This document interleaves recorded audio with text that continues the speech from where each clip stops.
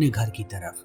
जैसे ही वो घर पहुंचता है वो देखता है कि उसकी पत्नी किसी के साथ इंटीमेट हो रही है। इस चीज को देखने के बाद वो आग बबूला हो जाता है और पीटना शुरू कर देता है उस आदमी को। मगर उस पत्नी को अभी भी उस आदमी की फिक्र है। वो बार बार जैक्सन को रोकती है और उस पर ही चिल्लाती है। थोड़ी देर के बाद वो जैक्सन को कहती है कि मैं क्या करती, तुम बहुत समय तक घर नहीं आते, कितने कितने दिनों तक तुम बाहर रहते हो, इसीलिए मुझे ये सब करना पड़ा। जब जैक्सन इस बात पर गुस्सा करता है तो वो शादी की अंगूठी निकाल करके उसे दे देती है। मगर जैक्सन अभी भी बहुत ज्यादा गुस्से में है। वो उस आदमी को ऐसे ही पीटते रहता है। तब उसकी पत्नी एक पेन उठाती है और उसे दे मारती है जैक्सन के सर पे। जैक्सन के सर पे चोट लगी है। वो अपने जख्मों का उपचार करने के बाद चला आता है ऐसे ही बाहर और घूमते रहता है। वो बस अपने दिमाग को शांत करना चाहता है ताकि वो दोबारा काम पे जा सके। वो आकर के बैठ जाता है सड़क के किनारे और देखने लगता है यहाँ के जानवरों को। उसे बहुत सारे डियर नजर आते हैं यहाँ पर। थोड़ी देर तक वो उन्हें देखता है और सोचता है कि ये सारे जानवर कितने शांत हैं, इन्हें किसी चीज से कोई मतलब नहीं। जब उसे अच्छा लगने लगता है तब वो अपनी कार को लेकर के निकल पड़ता है बिल के पास जाने के लिए ताकि अपने नए क्लाइंट के बारे में वो पता कर सके। थोड़ी देर ड्राइव करने के बाद वो पहुंचता है शहर और वहां जाकर के एक कमरा ले लेता है। जब वो अपने कमरे के अंदर दाखिल हो रहा होता है तभी बगल के कमरे से एक लड़की बाहर आती है जिसका नाम है सेरा। सेरा बहुत ही खूबसूरत है। वो जैक्सन को ही देखती है, जैक्सन भी उसे देखता है। तब सेरा यहाँ से चली जाती है और जैक्सन भी चला जाता है अपने कमरे के भीतर। तभी पहाड़ों की तरफ हम बहुत सारे गैंगस्टर्स को देखते हैं। ये सारे लोग एक पायलट को ढूंढ रहे हैं जिसका प्लेन अभी अभी क्रैश हुआ है। उस पायलट के पास एक ब्रीफकेस है जिसके अंदर बहुत सारे पैसे हैं और उसके साथ साथ कुछ डॉक्यूमेंट्स भी हैं और वो सारी चीजें इन सारे लोगों को चाहिए। दूसरी तरफ जैक्सन शाम में पहुंचता है एक बार के अंदर और अपने लिए ड्रिंक्स ऑर्डर करने लगता है। तभी उसकी नजर दोबारा पड़ती है सेरा पर। वो सेरा को देखने लगता है। बारटेंडर आकर के कहता है जैक्सन से कि ये लड़की यहीं पर काम करती है, ये देखने में बहुत ही खूबसूरत है, यहाँ के सारे लड़के उस पर फिदा है। अभी जैक्सन कुछ बोलता उससे पहले मर्फी नाम का एक आदमी आता है उसके पास। वो भी ड्रिंक ऑर्डर करता है और बातें करना शुरू कर देता है जैक्सन से। बहुत देर तक ये लोग बातें करते रहते हैं मगर जैक्सन इस आदमी से बात नहीं करना चाहता। वो वापस चला आता है अपने होटल और यहाँ आने के बाद अपने बंदूक को चमकाना शुरू कर देता है। उसे पता है कि उसे नए मिशन पर जाना है और कहीं वहाँ पर खतरा भी हो सकता है, इसीलिए वो अपने हथियार को तैयार रखना चाहता है। तभी उसे एक गाड़ी की आवाज सुनाई पड़ती है और उसे लगता है कि किसी लड़की को कोई लड़का तंग कर रहा है। वो तुरंत आता है बाहर आने के बाद वो देखता है कि सेरा को एक आदमी परेशान कर रहा है। अब जैक्सन भी बाहर आ चुका है। जैक्सन के पास एक बंदूक है। जैसे ही आदमी उस बंदूक को देखता है यहाँ से भाग जाता है। तब सेरा उसका शुक्रिया अदा करती है और चली जाती है अपने कमरे के। जैसे ही सुबह होती है जैक्सन पहुंचता है एक दुकान पर जहाँ पर वो बिल से मिलने वाला है। वहां जाने के बाद वो बिल के बारे में पूछता है। तब यहाँ का आदमी बताता है कि जो क्लाइंट तुम्हें मिलने वाला था वो जल्दी यहाँ पर आने वाला है, तुम बस थोड़ा इंतजार। जैक्सन इंतजार करने लगता है। थोड़ी देर के बाद यहाँ पर सेरा आती है। सेरा को देखने के बाद जैक्सन चौंक जाता है। तब उसे समझ में आता है कि सेरा ही उसकी क्लाइंट है।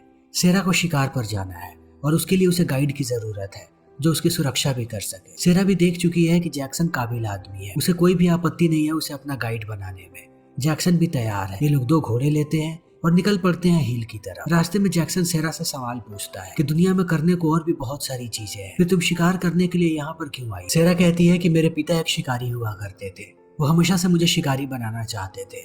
जब मैं छोटी थी तब वो मुझे लेकर के जाते थे। हाल ही में मेरे पिता की मौत हो गई है। मैं उनकी अस्थियों को अपने साथ लेकर के आई। मैं यहाँ पर शिकार करूंगी और शिकार करने के बाद उनकी अस्थियों को बहा दूंगी। मुझे लगता है कि यही सही तरीका है उनकी आत्मा को शांति दिलाने का। जैक्सन भी उसकी बातों को समझ जाता है। धीरे धीरे करके ये लोग हिल के ऊपर जाने लगते हैं। जाते ही इन्हें 2 कैंप नजर आते हैं। सेरा बहुत ही ज्यादा थक गई है। वो बिना वक्त गंवाए चली जाती है टेंट के अंदर आराम करने के लिए। जैक्सन थोड़ा समय लेता है। वो आसपास की चीजों को देखना चाहता है। वहीं दूसरी तरफ हम सारे गैंगस्टर्स को देखते हैं। इन सब की मुखिया है एली नाम की लड़की, जो इन सबको बता रही है कि वो पायलट कहाँ पर हो सकता है। ये सारे के सारे लोग चारों तरफ फैल चुके हैं। इन्हें किसी भी हालत में उस पायलट को ढूंढना है। इसी बीच शाम हो जाती है। तब जैक्सन बाहर बैठा होता है आग जला करके। सेरा उसके पास ही बैठी हुई है। जैक्सन कहता है कि हमें सुबह सुबह जाना है शिकार के, तुम्हें जा करके सो जाना चाहिए। अगर तुम्हारी नींद पूरी नहीं हुई तब तुम जल्दी से थक जाओगी। सेरा कहती है कि वो थोड़ी देर और बाहर बैठना चाहती है। वो जैक्सन को कहती है कि मैं यहाँ से अकेले भी शिकार पर जा सकती हूँ, तुम यहाँ तक आए वही बड़ी बात है। जैक्सन कहता है कि तुम्हें शिकार के बारे में कुछ भी नहीं पता। इस हिल पे अकेले जाना बिल्कुल भी सुरक्षित नहीं है। तुम शिकार करने जाओगी मगर तुम भी शिकार बन सकती हो। इन बातों को सुनने के बाद सेरा चली जाती है अपने टेंट के भीतर आराम करने के लिए। जैक्सन थोड़ी देर तक बाहर बैठा रहता है। फिर वो अपने परिवार को याद करता है कि उसका परिवार कितना खुशहाल था। उसकी पत्नी थी और उसकी एक छोटी सी बच्ची थी। एक दिन जब ये सारे लोग घर के अंदर थे तब उसकी बच्ची बॉल को लेकर के बाहर आई खेलने। भागती हुई वो चली आई बीच सड़क। तभी एक तेज गाड़ी ने उसे कुचल दिया और उसकी बेटी की मौत हो गई। यह हादसा इतना बड़ा था कि उसकी पत्नी डिप्रेशन में चली गई। और तब से वो ऐसी हरकतें करने लगे और अंततः उसने अपनी पत्नी को भी आज चीट करते हुए देख लिया और उसका पूरा परिवार पूरे तरीके से तबाह हो चुका है। जैक्सन इन सारी बातों को याद करके बहुत ही ज्यादा भावुक हो जाता है। थोड़ी देर के बाद वो भी चला जाता है टेंट के भीतर। तभी हम बाकी गैंगस्टर्स को देखते हैं। इनको 2 दिन हो चुका है यहाँ पर घूमते हुए। इन लोगों ने लगभग पूरे हिल को छान मारा है, मगर वो पायलट अभी तक कहीं नहीं मिला और ये लोग हार भी नहीं मान सकते। इन्हें कैसे भी वो ब्रीफकेस चाहिए। इन्हें पता है कि वो पायलट इधर ही कहीं पर है, मगर यह हिल बहुत बड़ा है। सब धीरे धीरे करके अलग अलग जगहों पर जाकर के उसे ढूंढ रहे हैं। तभी सुबह हो जाती है। सुबह में जैक्सन और सेरा दोनों निकल पड़ते हैं शिकार करने के। इन्हें पता है कि शिकार करने के लिए इन्हें हिल के एकदम नीचे जाना पड़ेगा। धीरे धीरे ये नीचे जाने लगते हैं। तब जैक्सन सेरा को सिखाता है कि शिकार कैसे करते हैं। वो सबसे पहला लेसन बताता है कि तुम्हें शांत रहना पड़ेगा और अपने सांसों पर कंट्रोल रखना पड़ेगा। तुम जितना शांत रहोगी, जानवर भी उतने ही शांत रहेंगे। तब तुम्हें निशाना लगाने का पूरा मौका मिलेगा। इतना कहने के बाद वो सेरा को कहता है कि तुम यहीं पर, मैं थोड़ा ऊपर जाकर के देखता हूँ कि जानवर कहाँ पर है, पर कोई खूंखार जानवर भी हो सकता है। इतना कहने के बाद वो अपनी बंदूक लेकर के धीरे धीरे ऊपर आता है। तब थोड़ी दूरी पर उसे बहुत सारे डियर नजर आते हैं। वो बाइनोकुलर से उन्हें देखता है। इसी बीच उसकी नजर पड़ती है पायलट पे, जो एक पेड़ से लटका हुआ है। इसे देखने के बाद जैक्सन भी चौंक जाता है कि आखिर कोई पेड़ पर ऐसे क्यों लटका रहेगा। वो अपनी बंदूक लेता है और धीरे धीरे जाने लगता है पायलट के पास। तभी वो देखता है कि पायलट के नीचे एक ब्रीफकेस गिरा हुआ है जिसमें बहुत सारे पैसे हैं और डॉक्यूमेंट्स भी। तब वो पायलट को चेक करता है और उसे पता लगता है कि पायलट मर चुका है। तब वो ब्रीफकेस को अपने पास रख लेता है।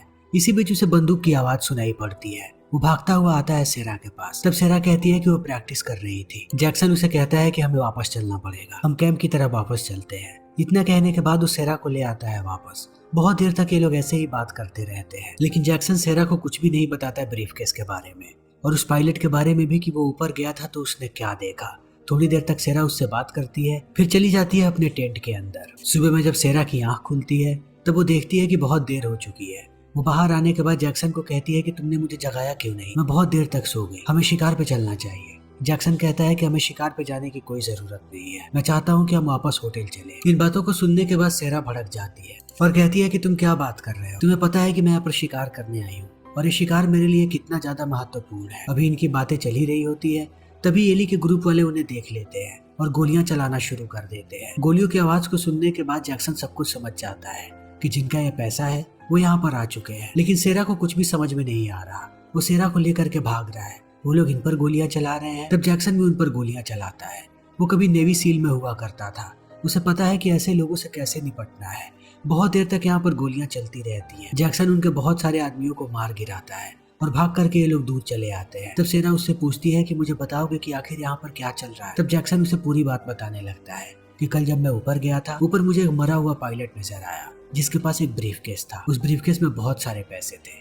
इतना कहने के बाद वो ब्रीफकेस भी दिखा देता है। सेरा सारे पैसों को देखती है और कहती है कि अगर हम दोनों जिंदा बच गए और यहाँ से बाहर निकल गए तो हम इन पैसों को आधा आधा बांट लेंगे। जैक्सन भी राजी हो जाता है और सेरा को कहता है लेकिन पहले हमें यहाँ से निकलना पड़ेगा, वो लोग बहुत ही खतरनाक हो सकते हैं, उनका बहुत सारा पैसा हमारे पास है, अगर उन लोगों ने हमें पकड़ा तो हमें कभी भी जिंदा नहीं छोड़ेंगे। तभी दूसरी तरफ हम एली को देखते हैं जो कॉल करती है अपने एक आदमी को जिसका नाम है मैक्सिमस और बता देती है कि 2 लोग यहाँ से दूर भाग रहे हैं जिनके पास हमारा पैसा है। वो एक लड़का है और उसके साथ एक लड़की है। वो उनकी लोकेशन बता देती है। तो मैक्सिमस भी आने लगता है उस लोकेशन पर। समय ऐसे ही बीतने लगता है। थोड़ी देर के बाद जैक्सन और सेरा पहुंचते हैं एक रोड के पास। तभी उन्हें बाइक्स की आवाजें सुनाई पड़ने लगती हैं। वो समझ जाते हैं कि वो सारे लोग नजदीक ही हैं। तब जैक्सन सेरा को बंदूक दे देता है और कहता है कि तुम जाकर के झाड़ियों में छुप जाओ। जैसे ही वो लोग मेरे पास है बिना सोचे समझे गोली चला। तब सेरा भी जाकर के छुप जाती है। जैक्सन अपने हाथ में बैग को लेता है और उसे ऊपर कर लेता है। वो दोनों गैंगस्टर आने लगते हैं बाइक से उसके सामने। उन्हें लगता है कि जैक्सन उन्हें बैग देने की कोशिश कर रहा है। वो बाइक्स को ला करके उसके करीब रोक देते हैं। तभी सेरा गोली चलाती है। जैसे ही वो गोली चलाती है ये दोनों डिस्ट्रैक्ट हो जाते हैं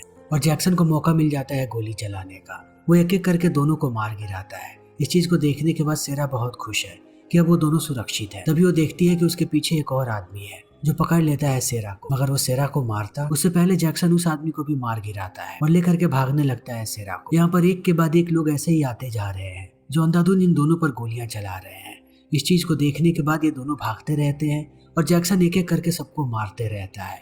ये लड़ाई बहुत देर तक चलती है लेकिन जैक्सन ज्यादातर लोगों को मार गिराता है। तब ये लोग जाकर के आराम करने लगते हैं। सेरा कहती है कि इतनी आसानी से तुम लोगों को कैसे मार सकते हो, तुम 10-10 लोगों से अकेले लड़ रहे हो और तुम्हें एक खरोच भी नहीं आई, तुमने उन सबको मार गिराया, आखिर तुम हो कौन? तब जैक्सन बताता है कि वो पहले नेवी सील में हुआ करता था लेकिन थोड़े समय के बाद उसने नेवी सील को छोड़ दिया और टूर गाइड बन गया। इतना कहने के बाद वो फिर से सेरा को लेकर के चलने लगता है। थोड़ी देर चलने के बाद ये लोग पहुंचते हैं नदी के किनारे। जैक्सन कहता है कि यहाँ से आगे हम आसानी से नहीं जा सकते, अगर उन लोगों को हमें चकमा देना है तब हमें ऊपर पहाड़ पर चढ़ना पड़ेगा। इन बातों को सुनने के बाद सेरा कहती है कि मैं ऊपर नहीं चढ़ पाऊंगी, मुझे नहीं पता कि पहाड़ कैसे चढ़ते हैं। जैक्सन कहता है कि मैं तुम्हारी मदद करूंगा, मगर सेरा अभी भी कंफ्यूज है। तब जैक्सन उसे भरोसा दिलाता है कि सेरा को कुछ भी नहीं होगा। इतना कहने के बाद वो कहता है कि मैं ऊपर जाता हूँ, ऊपर जाने के बाद मैं रस्सी को बांधूंगा, तब धीरे धीरे करके तुम ऊपर आ जाना। वो ऊपर चढ़ना शुरू कर देता है। थोड़ी देर के बाद वो देखता है कि वो टॉप पर पहुंचने वाला है। तभी मैक्सिमस आकर के बंदूक तान देता है सेरा पर। सेरा जब इस चीज को देखती है वो समझ जाती है कि अभी उसे बचाने के लिए यहाँ पर जैक्सन नहीं है, उसे अपनी जान खुद बचानी पड़ेगी। तब वो हमला कर देती है मैक्सिमस पर। वो मैक्सिमस को मारती है, मैक्सिमस उसे मारता है। सेरा को पता है कि वो मैक्सिमस के सामने नहीं टिक पाएगी, फिर भी वो लड़ती रहती है। तब तक जैक्सन पहुंच जाता है टॉप पर। वो देखता है कि मैक्सिमस अब मार देगा सेरा को। उससे पहले वो उस पर गोलियां चलाना शुरू कर देता है। मैक्सिमस देखता है कि जैक्सन ऊपर है, अगर वो नहीं भागा तब वो उसे गोलियों से छल्ली करके रख देगा। मैक्सिमस भागना शुरू कर देता है। जैक्सन ऐसे ही उस पर गोलियां चलाते रहता है। जब मैक्सिमस चला जाता है तब जैक्सन सेरा को कहता है कि वो ऊपर चढ़ना शुरू करे। जैसे जैसे वो ऊपर चढ़ती है जैक्सन उसे ऊपर खींचने लगता है। थोड़ी देर के बाद ये लोग पहुंच जाते हैं टॉप पर और उस पर चलना शुरू कर देते हैं। तब सेरा बताती है कि उसके पैरों पर चोट लगी है। जैक्सन कहता है कि मुझे दिखाओ। वो उसके जख्मों को देखता है और उस पर पट्टी लगा देता है। तब ये लोग दोबारा चलना शुरू करते हैं। थोड़ी देर और चलने के बाद ये लोग पहुंचते हैं एक पुराने पेड़ के पास। जैक्सन कहता है कि हमें पैसों को यहीं पर छुपाना पड़ेगा, हम पैसों को लेकर के ऐसे नहीं भाग सकते। एक बार हम इनसे पीछा छुड़ा लें तब वो वापस आकर के इन पैसों को लेकर के जा सकते हैं। वो लोग पैसों को पेड़ के नीचे ही गाड़ देते हैं और चलना शुरू कर देते हैं ताकि वापस होटल जा सके। तभी रात हो जाती है। ये दोनों आराम करते हैं और सुबह सुबह दोबारा चलना शुरू कर देते हैं, लेकिन इन्हें पता नहीं होता कि एली ने इन्हें देख लिया है और अपने लोगों को लेकर के आ रही है इनके पीछे। तब ये लोग भी भागना शुरू कर देते हैं। बहुत देर भागने के बाद ये लोग पहुंच जाते हैं एकदम चट्टान के किनारे पर। नीचे एक नदी है। इन्हें पता है कि अब इनके पास दूसरा कोई भी रास्ता नहीं है। अगर ये लोग नीचे नहीं कूदे तब इन्हें मार दिया जाएगा। सेरा डर रही होती है, मगर जैक्सन लेकर के उसे पानी में कूद जाता है। ये लोग तैरना शुरू कर देते हैं। पानी में कूदने के बाद भी ये लोग अभी भी जिंदा है। इनकी किस्मत अच्छी है कि ये लोग किसी पत्थर से नहीं टकराए। जब एली इन दोनों को तैरते हुए देखती है तो वो दोबारा कांटेक्ट करती है मैक्सिमस से और बताती है कि वो दोनों अभी भी जिंदा हैं और पानी के रास्ते यहाँ से दूर निकल रहे हैं। जितनी जल्दी हो सके उन्हें पकड़ो। इन बातों को सुनने के बाद मैक्सिमस इनके पीछे लग जाता है। ये लोग बहुत देर तक ऐसे ही तैरते रहते हैं। अंत में पहुंच जाते हैं नदी के किनारे पर। अब ये लोग उनसे बहुत दूर आ चुके हैं। ये लोग भागना शुरू कर देते हैं। दौड़ते हुए पहुंचते हैं बीच सड़क पे। तभी इन्हें एक गाड़ी नजर आती है। जैक्सन गाड़ी रोकने का इशारा करता है। तब वो आदमी गाड़ी भी रोक देता है। जैसे ही हम ड्राइवर को देखते हैं हमें पता लगता है कि ड्राइवर कोई और नहीं बल्कि मर्फी है। वो इन दोनों को कहता है कि पीछे बैठ जाओ। जैसे ये दोनों पीछे जाते हैं मर्फी एक औजार उठा करके हमला कर देता है जैक्सन के सर पर। तब जैक्सन बेहोश होकर के गिर जाता है गाड़ी के अंदर। फिर वो बंदूक निकालता है और सिरा पे तान करके कहता है कि तुम भी गाड़ी के अंदर बैठ। उसे अंदर बैठना ही पड़ता है। थोड़ी देर के बाद हम देखते हैं कि इन दोनों को मर्फी ने बांध करके रखा है। जैक्सन अभी भी बेहोश है। वो आता है सेरा के पास और उसे धमकाना शुरू कर देता है। कहता है कि मुझे भी पता है उस ब्रीफकेस के बारे में और मैं जानता हूँ कि वो ब्रीफकेस तुम दोनों को ही मिला था। मुझे बताओ कि वो ब्रीफकेस कहाँ पर है। तब सेरा कुछ भी नहीं बताती। वो उसे बार बार टॉर्चर करते रहता है। जब सेरा कुछ नहीं बताती तब वो जाता है जैक्सन के पास और उसे होश में ले आता है। होश में लाने के बाद वो उसे बांध देता है दूसरे कमरे में और 2 चाकू लेकर के आता है उसके सामने। कहता है कि अगर तुमने मेरे सवालों के जवाब नहीं दिए तब मैं एक एक करके तुम्हारे सारे अंगों को काटना शुरू कर दूंगा। मेरा पहला सवाल है कि बताओ वो ब्रीफकेस कहाँ पर है। मगर जैक्सन कुछ भी नहीं बताता। इस चीज को देखने के बाद अब मर्फी गुस्सा हो जाता है और चाकू लेकर के आगे बढ़ता है काटने के लिए जैक्सन को। मगर उसे पता नहीं होता कि जैक्सन ने अपने हाथों को पहले ही खोल लिया है। मर्फी उस पर हमला करता उससे पहले वो उसे मारने लगता है और अंत में उसका खात्मा कर देता है। मगर ये दोनों अब यहाँ से बाहर निकलते उससे पहले मैक्सिमस और एली भी आ जाते हैं यहाँ पर और इन दोनों पर हमला शुरू कर देते हैं। चारों में घमासान लड़ाई हो रही है। जैक्सन लड़ रहा है मैक्सिमस और सेरा लड़ रही है एली से। थोड़ी देर के बाद सेरा मार गिराती है एली को। तब वो देखती है कि मैक्सिमस और जैक्सन अभी भी लड़ रहे हैं। तब वो मैक्सिमस को भी गोली मार देती है। इन लोगों ने अब अपने सारे दुश्मनों को खत्म कर दिया है। अब सारा का सारा पैसा इनका है। ये आजाद है उस पैसे को लेकर के आने के लिए। इनके पीछे अब कोई नहीं आएगा। अगले दिन ये लोग पहुंच जाते हैं उस पेड़ के पास। जैक्सन उस ब्रीफकेस को बाहर निकालता है ताकि ये लोग पैसे को बांट सके।